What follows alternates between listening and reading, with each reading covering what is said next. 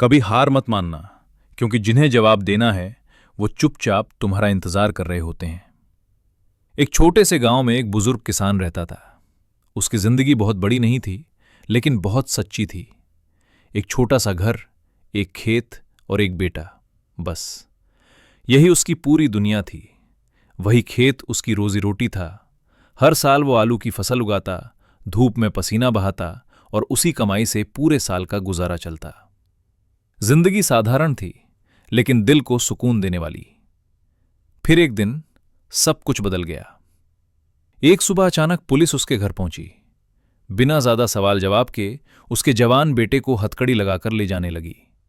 बूढ़ा किसान हाथ जोड़कर रोने लगा, साहब, मेरा बेटा सीधा सादा है, उसने कुछ गलत नहीं किया। लेकिन पुलिस नहीं रुकी। गांव भर में खबर फैल गई, लड़के पर अवैध हथियार रखने का आरोप था। उस दिन के बाद उस बूढ़े किसान की हंसी जैसे कहीं खो गई। दिन अदालतों के चक्कर, रात बेटे की याद, तारीख पर तारीख, लेकिन बेटा जेल से बाहर नहीं आ सका। इसी बीच खेती का मौसम आ गया। खेत की खुदाई जरूरी थी, बीज बोने का समय पास था।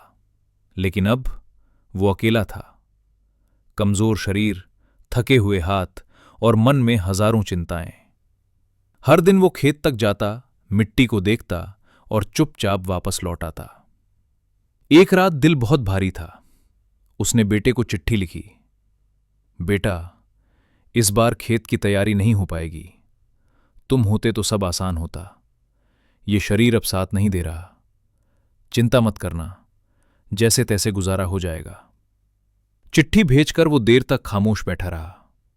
जेल में बैठे बेटे ने जब ये पढ़ा तो वो समझ गया, पिताजी की सबसे बड़ी समस्या खेत है।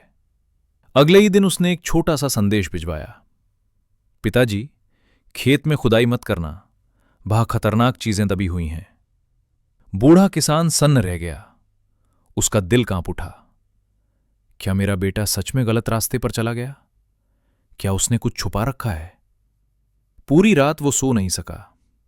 अगले दिन गांव में फिर पुलिस आई। इस बार सीधे खेत में। पूरा खेत उलट पुलट दिया गया।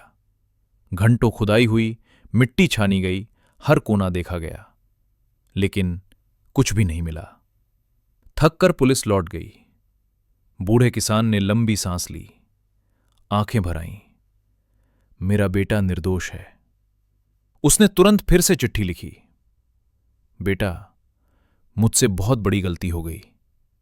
मैंने तुम पर शक कर लिया, मुझे माफ कर देना। कुछ दिनों बाद जेल से जवाब आया, पिताजी, अब खेत पूरी तरह तैयार है। आप आराम से फसल बो दीजिए। जेल में रहकर मैं और क्या कर सकता था? जो संभव था वही किया। बूढ़े किसान की आंखों से आंसू बह निकले, लेकिन इस बार दर्द के नहीं, गर्व के।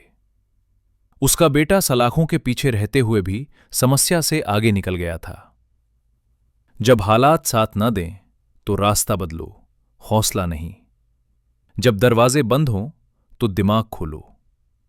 हर समस्या का हल होता है, बस सोच अलग होनी चाहिए।